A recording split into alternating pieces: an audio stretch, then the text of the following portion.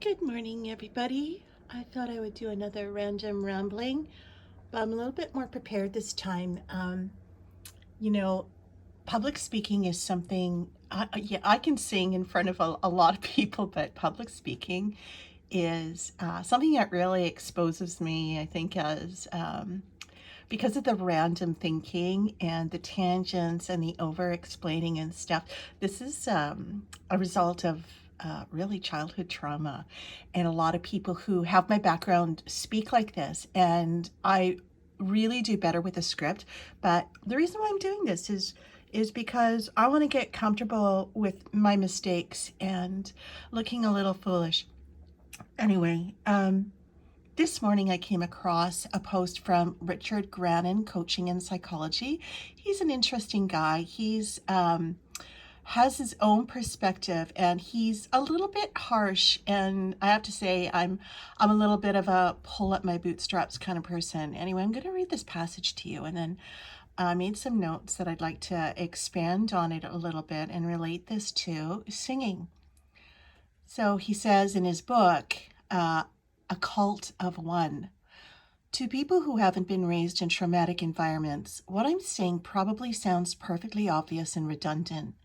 You might think that you don't need to say this. You don't need to write this because people already know it. To those of us who were raised in adverse childhood environments, though, this is something of a revelation because we are still stuck in our childhoods. We are still stuck, hoping that some adult will see our pain and rescue us from it. But if we are seeking to mature emotionally as adults, we must let go of that, and we must remember childhood is over and nobody is coming to save us. Now, I realized this probably about, well, the awareness came in layers. I knew I was alone from a very, very young age, but that seeking of somebody to save me, a producer, a musician, all of these things that I perceived limited my progress as a singer before I was forced into having to do things on my own. Um, that's a really tough lesson, but let me put this into um, a much more grander perspective. And I'm going to tell you something about being alone as a singer. And this lies within also Whitney Houston's quote when she says, "When I decided to be a singer, my mother warned me I'd be alone a lot."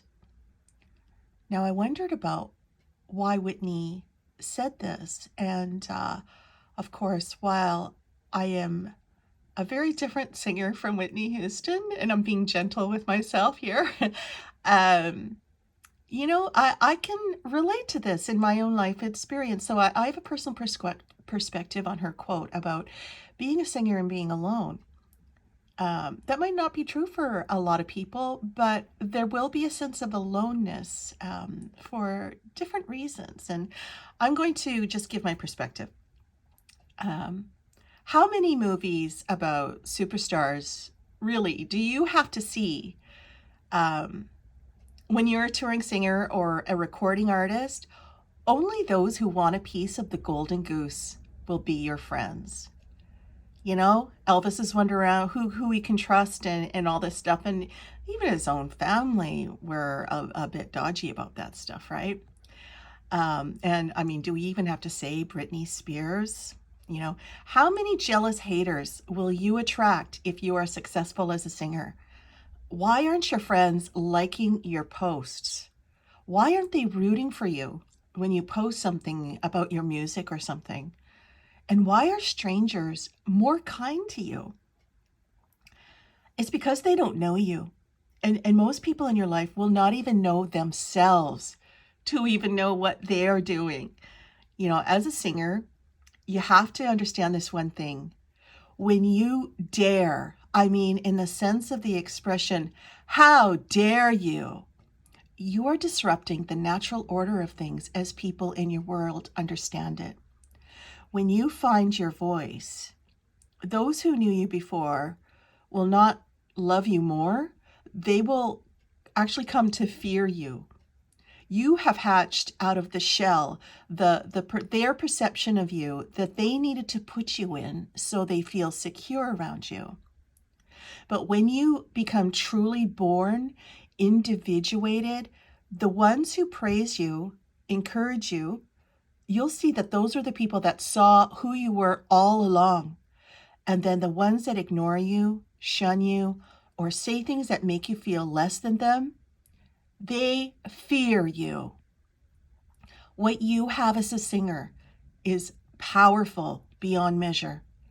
Even if you never become a professional or record any records, this power inside you that you've cultivated by becoming a singer, it will never leave you. Your voice is a gateway to the many mysteries that all the great religions and philosophies of the world cannot explain. This is why you train yourself mentally, spiritually, and physically so that you can control this mighty wind of nature and channel it for peace or war.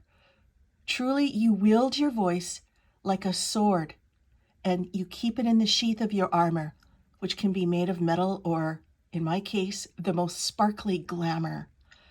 Long false fingernails actually is part of my armor. You will invest in your voice and train with a loving mentor, not for fame or for riches, but in some cases, you will do it to save your own life. That's my morning ramble. I'm so shallow, and I'm so sorry that I'm